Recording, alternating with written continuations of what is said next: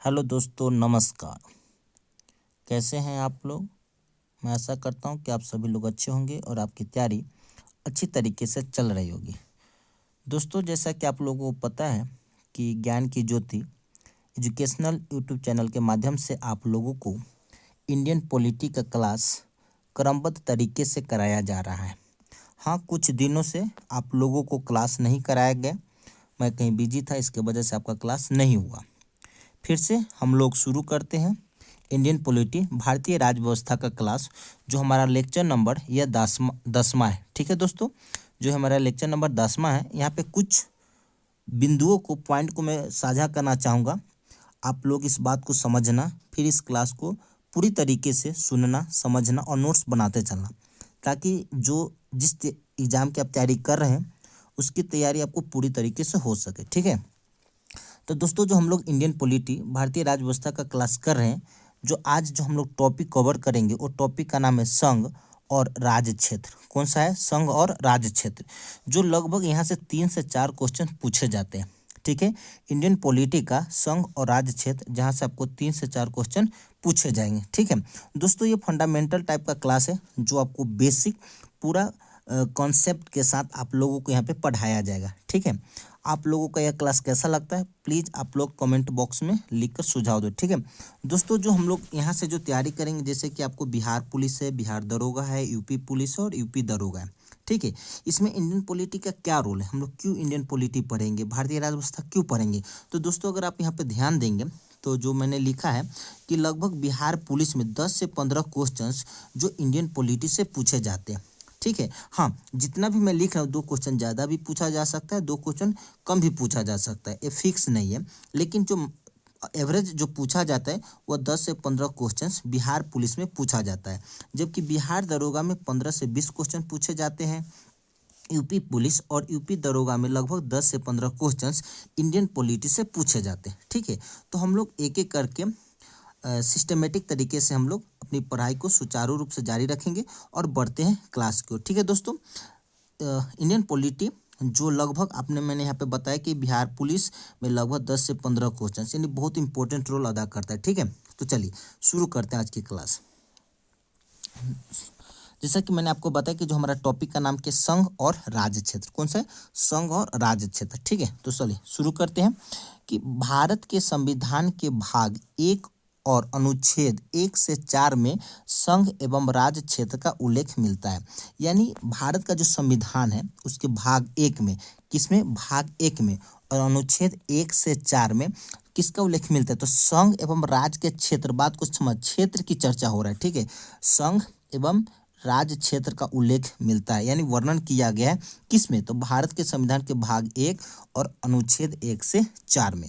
इसको क्वेश्चन कैसे पूछा जा सकता है एग्जाम में, तो उसका भी उल्लेख यहाँ पे मैंने आपको बनाकर समझाया हूँ। समझना कि निम्नलिखित में भारत के संविधान के किस भाग और अनुच्छेद में संघ एवं राज्य क्षेत्र का उल्लेख किया गया है।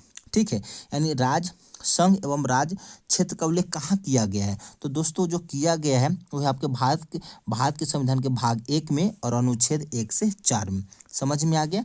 भाग 1 और अनुच्छेद 1 से 4 में। ठीक है, घबराना नहीं, एक एक पॉइंट को समझते हुए चलना।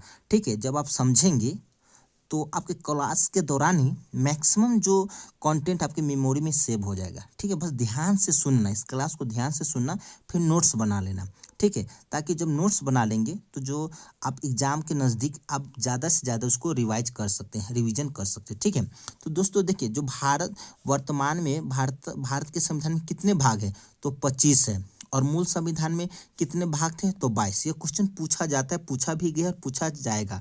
ठीक है, कि मूल संविधान में कितने भाग थे? तो 22 थे। वर्तमान में कितने? तो 25 है। ठीक है दोस्तों, संविधान लागू, देखिए अब संविधान की कुछ चर्चा है, तो यहाँ में कुछ जो उससे रिलेटेड जितने भी कंटेंट है मैं यहाँ पे आपको साझा करना चाहूँगा। ठीक है, ध्यान से सुनना। संविधान लागू कब हुआ था? संविधान लागू हुआ था 26 जनवरी 1950 को। भारत का संविधान कब लागू हुआ था दोस्तों? तो 26 जनवरी 1950 ईस्वी को। अब आप लोग बोलेंगे कि आपने लिख लिया है, फिर यहाँ पे बोले। दोस्तों, मैं इसलिए कंटेंट को लिख लिया हूँ ताकि कोई भी कंटेंट छूटे नहीं।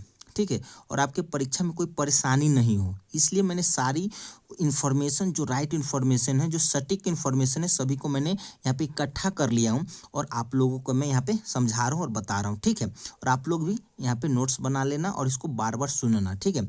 तो संविधान लागू कब हुआ? तो 26 जनवरी 1950 ईस्वी को, ठीक है। संविधान स्वीकार कब किया गया था? तो किया गया था दोस्तों 26 नवंबर 1949 ईस्वी को। लागू की तिथि अलग है और स्वीकार करने की तिथि अलग है।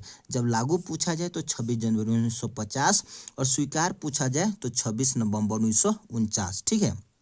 देखिए, गणतंत्र दिवस मनाया जाता है, कब मनाया जाता है? तो 26 जनवरी को, जो आज से 2 दिन बाद, ठीक है, 26 जनवरी को मनाया जाएगा। तो गणतंत्र दिवस कब मनाया जाता है? तो 26 जनवरी को मनाया जाता है, ठीक है। अब पहला गणतंत्र दिवस कब मनाया गया, ठीक है। आपको आता होगा तो बहुत बढ़िया बात है, नहीं आता है तो सुनो कि पहला गणतंत्र दिवस कब मनाया गया है। तो पहला जो गणतंत्र दिवस मनाएगा दोस्तों, वह 26 जनवरी 1950 ईस्वी को मनाया गया था। कब मनाया गया था? 26 जनवरी 1950 ईस्वी को मनाएगा, ठीक है। संविधान दिवस मनाया जाता है, संविधान दिवस कब मनाया जाता है? तो 26 नवंबर को मनाया जाता है। कब मनाया जाता है? 26 नवंबर को मनाया जाता है। गणतंत्र दिवस 26 जनवरी, संविधान दिवस 26 नवंबर, ठीक है। जो संविधान दिवस है दोस्तों, एक्चुअल हुआ क्या कि 2015 से, ठीक है, 2015 से पूरे देश में आधिकारिक रूप से मनाएगा। पहली बार कब मनाया गया था? तो 2015 में मनाया गया था। संविधान दिवस अगर पहली बार पूछ लिया जाए कि कब मनाया गया, तो 2015 में मनाया गया था, ठीक है। चलो आगे बढ़ते हैं। ये जो 26 जनवरी 2026 जो हमारा 77वां यानी 77th गणतंत्र दिवस होगा, कौन सा होगा? 77वां गणतंत्र दिवस होगा, ठीक है। और जो 26 जनवरी 2026 को जो मुख्य अतिथि, देखिए करेंट अफेयर से रिलेटेड है, जो भी मैं आपके यहाँ कंटेंट में यहाँ पे सम्मिलित किया हूँ, ठीक है। कि 26 जनवरी 2026 को जो 77वां गणतंत्र दिवस होंगे, उसके मुख्य अतिथि कौन होंगे, कौन है, ठीक है। तो देखिए यूरोपीय परिषद के अध्यक्ष कौन है? यूरोपीय परिषद के अध्यक्ष जिनका नाम है एंटोनियो कोस्टा। क्या नाम है? Antonio Costa.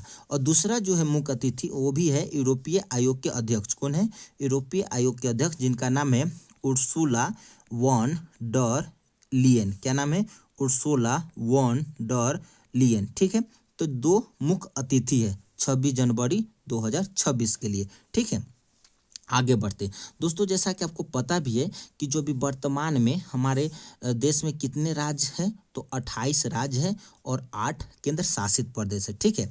तो जो राज्य है 28 है, जिसका जो चर्चा किया गया है भाग 6 में और अनुच्छेद 152 से लेकर 237 तक चर्चा किया गया। किसमें? भाग 6 और अनुच्छेद 152 से 237। जब मैं राज्य पढ़ाऊंगा तो उस समय हम लोग विस्तृत रूप से इसकी जानकारी हासिल करेंगे, ठीक है। तो आप बोलिएगा कि यहाँ पे हम कंफ्यूज हो रहे, नहीं। तो भाग 1 है वह जो है आपका क्षेत्र के बारे में चर्चा कर रहा है, ठीक है। संघ एवं राज्य क्षेत्र की चर्चा करता है। लेकिन जब सिर्फ हम राज्य और केंद्र शासित राज्य पढ़ेंगे तो जो राज्य की चर्चा भाग 1 में और केंद्र शासित प्रदेश की चर्चा भाग 8 में किया गया है। अगर राज्य का चर्चा अनुच्छेद 152 से 237, जबकि केंद्र शासित प्रदेश की चर्चा अनुच्छेद 239 से लेकर 242 तक किया गया, ठीक है दोस्तों। चलिए आगे बढ़ते हैं। तो इंडिया अर्थात भारत, यानी जो इंडिया है वही भारत है। राज्यों का संघ होगा, निम्नलिखित में से किस अनुच्छेद में वर्णन है? देखिए जो भारत है यानी इंडिया है वो क्या है? राज्यों का संघ है, यूनियन ऑफ स्टेट, ठीक है। यूनियन ऑफ स्टेट है, ठीक है, यूनियन ऑफ स्टेट है। समझ में आ गया कि राज्यों का संघ होगा। तो किस अनुच्छेद में वर्णन किया गया? तो अनुच्छेद 1 में वर्णन किया। किस में किया गया? अनुच्छेद 1 में किया गया, ठीक है। चलिए आगे बढ़ते हैं कि संघ में नए राज्यों का प्रवेश या स्थापना अनुच्छेद 2 के तहत किया जाता है। देखो दोस्तों ध्यान देना कि अगर भारत देश के अंदर किसी भी राज्यों का प्रवेश करना हो, यानी जो भारत का हिस्सा न हो या उसमें शामिल करना हो, तो किस अनुच्छेद के द्वारा किया जाएगा? ठीक है, तो अनुच्छेद 2 के द्वारा किया जाएगा, ठीक है। अनुच्छेद 2 के द्वारा किया जाएगा, यानी संघ में नए राज्यों का प्रवेश या स्थापना अनुच्छेद 2 के तहत किया जाएगा। समझ में आ गया? तो क्वेश्चन पूछ लेगा कि भारत के संविधान के किस अनुच्छेद के द्वारा किसी भी राज्यों का प्रवेश या स्थापना किया जाएगा? तो है दोस्तों अनुच्छेद 2। समझ में आ गया? ठीक है। और ये भारत के राज्यों के नहीं, जो भारत का हिस्सा नहीं है और उसे भारत में अगर शामिल किया गया तो वह अनुच्छेद 2 के तहत किया जाएगा। ठीक है दोस्तों, देखिए नए राज्यों का निर्माण नए राज्यों का निर्माण और वर्तमान राज्यों के क्षेत्रों, सीमाओं या नामों का परिवर्तन संविधान के अनुच्छेद 3 के तहत किया जाएगा। अगर भारत देखो, ये जो यहाँ पे परिवेश है ये भारत के बाहर के हिस्सों का, जबकि नए राज्यों का निर्माण यानी भारत में जो राज्य है और उसका नए राज्य का निर्माण किया जाए या वर्तमान राज्यों के क्षेत्रों या सीमाओं या नामों में कोई परिवर्तन किया जाए तो वो अनुच्छेद 3 के तहत किया जाएगा। किसके द्वारा?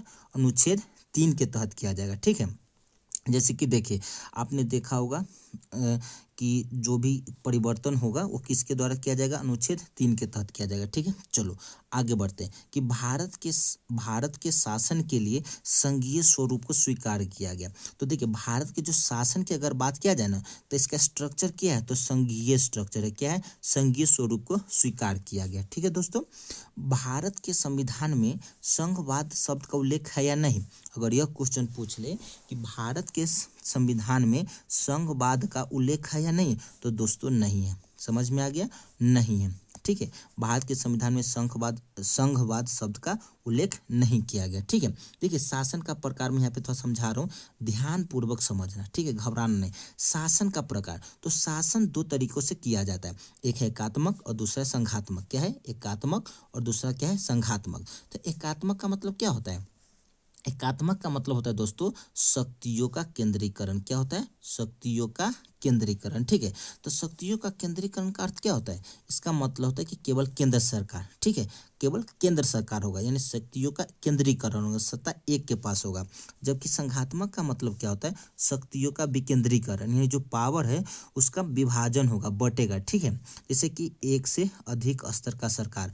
अगर आप भारत में देखेंगे तो भारत में एक सेंट्रल गवर्नमेंट होता है, फिर स्टेट गवर्नमेंट होता है, फिर एक लोकल गवर्नमेंट होता है। जैसे पंचायत स्तर पर देखे होंगे तो आपके वहाँ पे पंचायत के लोकल गवर्नमेंट होते हैं, उसी तरह स्टेट में स्टेट गवर्नमेंट होते हैं और देश में सेंट्रल गवर्नमेंट होते हैं। ठीक है, तो भारत का एक संघात्मक है, ठीक है, अर्ध संघात्मक जिसको बोला गया है। ठीक है, तो शक्तियों का विकेंद्रीकरण। तो संघात्मक का मतलब क्या? पावर का विभाजन होना। ठीक है, और एकात्मक का मतलब पावर एक ही जगह पे रहेगा। ठीक है, चलिए आगे बढ़े दोस्तों, चलिए आगे बढ़ते और समझते हैं। नए राज्यों का भारत संघ में शामिल करने का अधिकार किसके पास है? यानी जो भारत में कोई भी नए राज्यों का शामिल भारत संघ में अगर किया जाए तो पावर किसके पास में? ठीक है, तो दोस्तों जो पावर है वो संसद को है। किसको? संसद को। संसद यानी लोकसभा, राज्यसभा और राष्ट्रपति, ये तीनों मिलकर संसद का निर्माण होता है। ठीक है, तो जो नए राज्यों का भारत संघ में शामिल करने का अधिकार अगर पूछ लिया जाए किसके पास है, कौन कर सकता है नए राज्यों का भारत संघ में शामिल? तो संसद कर सकता है, संसद कर सकता है। ठीक है, किसके द्वारा? तो विधि बनाकर संसद किसी भी नए राज्य को भारत संघ में शामिल कर सकता है। समझ में आ गया? जैसे समझिए हम एक उदाहरण के माध्यम से समझते नहीं जो हो चुका है कि जो सिक्किम को संघ में विलय किस अनुच्छेद के माध्यम से किया गया? जो सिक्किम था वह भारत का अंग बना, भारत में जो शामिल किया गया वो किस अनुच्छेद के माध्यम से किया गया? तो है दोस्तों अनुच्छेद 2A के तहत किया गया। किसके द्वारा? 2A के तहत किया गया। ठीक है, 35वां संविधान संशोधन अधिनियम 1974 के द्वारा पता है 2A को जोड़ा गया। तो 2A किसके द्वारा जोड़ा गया? तो 35वां संविधान संशोधन अधिनियम 1974 के द्वारा 2A को जोड़ा गया। इसी 2A के माध्यम से सिक्किम को भारत में विलय किया गया। ठीक है, सिक्किम को भारत में विलय किया गया। अब फिर इस 2A को समाप्त कर दिया गया। कब किया गया? तो 36वां संविधान संशोधन अधिनियम 1975 के द्वारा 2A को क्या कर दिया गया? समाप्त कर दिया गया। समझ में आ गया? जोड़ा गया 35वां संविधान संशोधन अधिनियम 1974 के द्वारा और जो समाप्त किया गया 36वां संविधान संशोधन अधिनियम 1975 के द्वारा। ठीक है, चलो आगे बढ़ते हैं कि सिक्किम को भारत में कब मिलाया गया था? ठीक है, तो सिक्किम को भारत में 16 मई 1975 को मिलाया गया। ठीक है, कब भारत में मिलाया गया? तो 16 मई 1975 ईस्वी को। अगर यह पूछ ले कि सिक्किम को भारत में कब मिलाया गया तो 16 मई 1975 ईस्वी को मिलाया गया। ठीक है दोस्तों, चलो आगे बढ़ते हैं कि पहले जो पहले जो सिक्किम था एक स्वतंत्र राजशाही था, वहाँ पे एक राजा का शासन चला था जो चोग्याल था। कौन था चोग्याल शासक था वहाँ का। ठीक है, 1975 में क्या हुआ था, तो जनमत संग्रह हुआ था। जनता द्वारा वोट दिया गया कि 1975 में एक जनमत संग्रह हुआ, जिसमें हुआ क्या कि ज़्यादातर लोग ने भारत में शामिल होने के पक्ष में वोट दिया। ठीक है, जनमत संग्रह के द्वारा। ठीक है, अगर पूछ लिया गया सिक्किम को किसके द्वारा मिलाया गया, तो जनमत संग्रह के द्वारा मिलाया। किसके द्वारा, जनमत संग्रह के द्वारा मिलाया गया।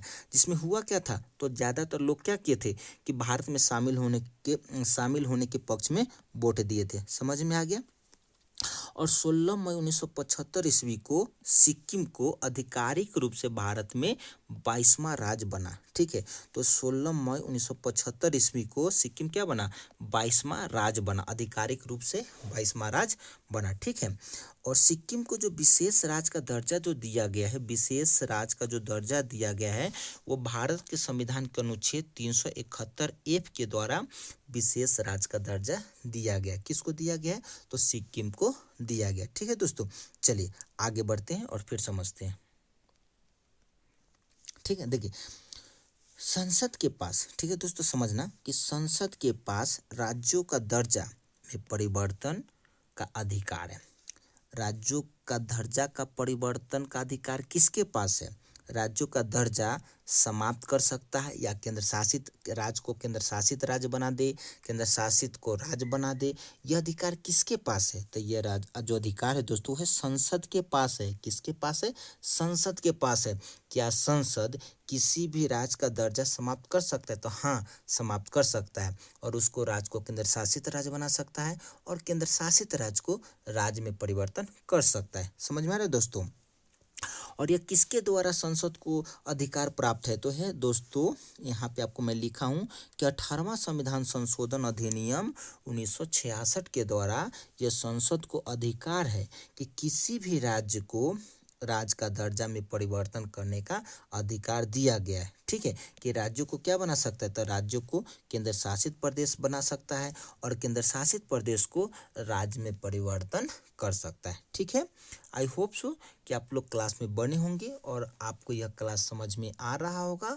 और फिर से मैं यह दोहराऊंगा कि क्लास को नोट्स बना लेना, पहले अच्छी तरीके से सुन लेना, समझना। ठीक है, और मैंने फिर से बता रहा हूँ कि यहाँ बहुत इंपॉर्टेंट है इंडियन पॉलिटी, जो लगभग 10 से 15 क्वेश्चन, कहीं 15 से 20 क्वेश्चन, दो कम या ज़्यादा हो सकता है, जिसका बहुत इंपॉर्टेंट रोल है आपके एग्जाम में सफल होने के लिए। ठीक है, तो इसको स्किप करके मत सुनना। एक कुछ ऐसा वीडियो नहीं, कंटेंट है। ठीक है, पढ़ाई है जिसको आप सिस्टमेटिक तरीके से, क्रमबद्ध तरीके से इसको सुनोगे, समझोगे, पढ़ोगे, तब आपके पास ज्ञान अर्जित होगा। ठीक है, आप सोचोगे कि शॉर्टकट हम कुछ पढ़ ले, 2 दिन पढ़ ले, 4 दिन पढ़ ले और सफलता हासिल कर ले, तो बाबू संभव नहीं है। ठीक है, आपको पढ़ना पड़ेगा, कठिन मेहनत करना पड़ेगा और कठिन मेहनत रेगुलर करना पड़ेगा। ऐसा नहीं कि आज 2 दिन पढ़े और 2 दिन घूम रहे, तो नहीं हो सकता। ठीक है, चलो आगे पढ़ते। 2019 में कुछ जो हुआ था उस एग्जाम्पल के माध्यम से समझते। 2019 मैंने क्यों लिखा है, तो देखिए जो जम्मू और कश्मीर राज्य को 2019 में पुनः गठित कर 2 केंद्र शासित प्रदेश बनाया गया। ठीक है, यानी जो JNK तो जो था, जो जम्मू एंड कश्मीर था, उसको क्या कर दिया गया, पुनः गठित कर दिया गया। अब पुनः गठित करके क्या बनाया गया, तो 2 केंद्र शासित राज्य बनाया गया, जैसा आपको पता है। ठीक है, क्या बनाया गया, 2 केंद्र शासित राज्य बनाया गया। ठीक है, एक बना था जम्मू कश्मीर, एक क्या बना, जम्मू कश्मीर, और दूसरा कौन बना, लद्दाख। कौन बना, लद्दाख। समझ में आ गया। तो 2019 में जम्मू कश्मीर राज्य को 2019 में पुनः गठित कर 2 केंद्र शासित प्रदेश बनाया गया। तो पहला कौन बना, जम्मू कश्मीर, और दूसरा जो है दोस्तों है लद्दाख। ठीक है, अब आगे बढ़ते हैं और समझते हैं कि जिले या शहर का नाम परिवर्तन कौन कर सकता है, किसको हक है कि किसी भी जिले का या शहर का नाम में परिवर्तन कर सकता है। तो दोस्तों ये जो हक है, ये हक है आपके राज्य के विधानसभा द्वारा। राज्य की विधानसभा द्वारा किसी भी जिले का या शहर का नाम में परिवर्तन कर सकता है। ठीक है, उसके द्वारा क्या करना पड़ेगा, साधारण बहुमत द्वारा। कोई विशेष बहुमत की जरूरत नहीं है। साधारण बहुमत द्वारा राज्य की विधानसभा जो है वो किसी भी जिले या शहर का नाम परिवर्तन कर सकता है। ठीक है, यहाँ पे सिर्फ करना है कि गृह मंत्रालय की सामान्य सहमति से, ठीक है, जो होम मिनिस्ट्री जो होती है उसे सिर्फ सामान्य सहमति द्वारा राज्य की विधानसभा साधारण बहुमत से जिले या शहर का नाम में परिवर्तित कर सकता है। ठीक है दोस्तों, चलो आगे समझते हैं। और हमारा लगभग आज का जो क्लास समाप्त होने वाला है। ठीक है, बस थोड़ा सा बताना चाहूँगा कि अगर आपको यह लगता है कि यहाँ से आपको सही कंटेंट अगर मिल पा रहा है, अगर लगता है कि आपको मदद करेगा, तो प्लीज़ आप इसको सुनो और नोट्स बनाओ। और जो अभी आपकी एग्ज़ाम की तैयारी आने वाली यूपी पुलिस की निकल चुकी है, बिहार पुलिस की आने वाली है, आपको तैयारी एकदम सही तरीके से राइट कंटेंट के द्वारा कराया जा रहा है। ठीक है, चलो, तो भारत में राजनीतिक सीमा तय करने का अधिकार किसके पास में है? ठीक है, भारत में राजनीतिक सीमा तय करने का अधिकार किसके पास में है? तो दोस्तों वो है संसद के पास में। किसके पास में है? संसद के पास में। ठीक है, तो दोस्तों आज का क्लास हमारा यहीं समाप्त होता है। सिर्फ मैं क्विक रिवीजन कर लेता हूँ, आप लोगों को क्विक रिवीजन करा देता हूँ, फिर हम क्लास को समाप्त करते हैं। ठीक है दोस्तों, तो देखिए इंडियन पॉलिटी, जैसा कि मैंने आपको बताया कि जो बिहार पुलिस में लगभग 10 से 15 क्वेश्चंस इंडियन पॉलिटी से पूछा जाता है। बिहार दरोगा में 15 से 20 क्वेश्चन पूछा जाता है। यूपी पुलिस, यूपी दरोगा में लगभग 10 से 15 क्वेश्चन पूछा जाता है। 2-3 क्वेश्चन ज़्यादा भी हो सकता है, 2-3 क्वेश्चन कम भी हो सकता है, ये कोई गारंटी नहीं है। ठीक है, लेकिन अभी तक के जो एग्जाम का पैटर्न था उसके मुताबिक मैं बता रहा हूँ। ठीक है, जो हमारा जो टॉपिक था वो संघ और राज्य क्षेत्र था। ठीक है, यहाँ से लगभग 3 से 4 क्वेश्चंस आपके एग्जाम में पूछे जाते हैं और पूछे जाएंगे। ठीक है, जो फंडामेंटल क्लास लिखने का मतलब क्या है, आपका बेसिक नॉलेज यहाँ से, जो आपको कोई भी कंटेंट छूट ना जाए उस हिसाब से आपको यहाँ से तैयारी कराया जाएगा। चाहे आप बिहार पुलिस की तैयारी कर रहे हैं, बिहार दरोगा की तैयारी कर रहे हैं, या यूपी पुलिस हो या यूपी दरोगा, किसी भी की तैयारी कर रहे हैं, आपकी सही तैयारी यहाँ से हो जाएगा। ठीक है, तो भारत के संविधान के भाग 1 और अनुच्छेद 1 से 4 में संघ एवं राज्य क्षेत्र का उल्लेख मिलता है। ठीक है, तो संघ एवं राज्य क्षेत्र का उल्लेख कहाँ मिलता है? तो हमारा भाग 1 और अनुच्छेद 1 से 4 में मिलता है। समझ में आ गया? उसी तरह देखो, वर्तमान में भारत में कितने भाग, भारत के संविधान में कितने भाग है? तो 25 है। मूल संविधान में कितने थे? 22 थे। ठीक है, संविधान लागू कब हुआ था? तो 26 जनवरी 1950 को हुआ था। संविधान को स्वीकार किया गया 26 नवंबर 1949 ईस्वी को। गणतंत्र दिवस मनाया जाता है 26 जनवरी को। पहला गणतंत्र दिवस मनाएगा 26 जनवरी 1950 ईस्वी को। संविधान दिवस मनाया जाता है 26 नवंबर को, जिसकी शुरुआत हुआ था 2015 में। ठीक है, संविधान दिवस मनाया जाता है 26 नवंबर को, जिसकी शुरुआत कब हुआ था? 2015 में। ठीक है, 26 जनवरी 2026 को जो मुख्य अतिथि के रूप में आएंगे वो है दोस्तों आपके एंटोनियो कोस्टा और उर्सुला वॉन डर लियन। ठीक है, उर्सुला वॉन डर लियन, ये कहाँ के हैं? तो यूरोप के। ठीक है, एक है यूरोपीय परिषद के अध्यक्ष और एक है यूरोपीय आयोग के अध्यक्ष। ठीक है, अभी वर्तमान में भारत में राज्यों की संख्या 28 है, केंद्र शासित प्रदेश 8 है। राज्य की चर्चा भाग 6 अनुच्छेद 152 से 237 में किया गया है। केंद्र शासित प्रदेश की चर्चा भाग 8 में अनुच्छेद 239 से 242 में किया गया। ठीक है, इंडिया अर्थात भारत राज्यों का संघ होगा।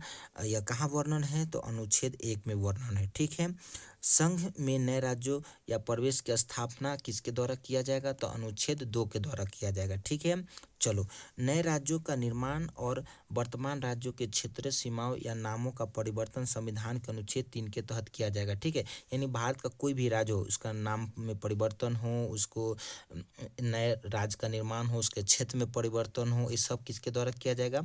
अनुच्छेद 3 के द्वारा किया जाएगा। ठीक है, भारत में जो शासन का स्वरूप है कौन सा है? तो संघीय स्वरूप है। भारत में शासन का जो स्वरूप है वो संघीय स्वरूप है। ठीक है, भारत के संविधान में संघवाद शब्द का उल्लेख है? तो नहीं है। संघवाद का उल्लेख है? तो नहीं है। शासन का प्रकार मैंने बताया, एक होता है एकात्मक, एक होता है संघात्मक। एकात्मक का मतलब होता है शक्तियों का केंद्रीकरण, यानी केवल केंद्र सरकार। ठीक है, जबकि संघात्मक का मतलब होता है शक्तियों का विकेंद्रीकरण, यानी जो सत्ता होगा, जो पावर होगा वो सभी में बटा रहेगा। जैसे कि भारत में बात करते हैं तो जैसे कि आपको सेंट्रल गवर्नमेंट होता है, स्टेट गवर्नमेंट होता है और लोकल गवर्नमेंट होता है। ठीक है, नए राज्यों को भारत संघ में शामिल करने का अधिकार किसके पास है? तो संसद के पास है। विधि बनाकर किसी भी नए राज्य को भारत संघ में शामिल कर सकता है। ठीक है, कौन कर सकता है? तो संसद कर सकता है, विधि बनाकर। डन। आगे बढ़ते हैं कि सिक्किम को जो मिलाया गया था दोस्तों, वह मिलाया गया था आपको 16 मई 1975 ईस्वी को। ठीक है, और जो सिक्किम जो वो 22वां राज्य बना था। कौन सा बना था? 22वां राज्य। क्वेश्चन ही पूछेगा कि सिक्किम को कब मिलाया गया, तो 16 में 1975 को मिलाया गया। कौन सा राज्य बना था? तो 22वां राज्य बना था। ठीक है, और जो उससे पहले जो था वहाँ पे क्या था? तो स्वतंत्र राजशाही था। ये जो वहाँ का जो राजा था वो चोग्याल था। कौन था? चोग्याल था। समझ में आ गया। और जो मिलाया गया था वो अनुच्छेद 2A के तहत मिलाया गया था। 2A जो था वह 35वां संविधान संशोधन अधिनियम 1974 के द्वारा जोड़ा गया और 36वां संविधान संशोधन अधिनियम 1975 के द्वारा समाप्त कर दिया गया। ठीक है दोस्तों, चलो तो क्लास को हम लोग समाप्त करते हैं, फिर मिलेंगे हम लोग नए क्लास में फुल जोश के साथ। तब तक के लिए थैंक यू सो मच। जय हिंद, जय भारत।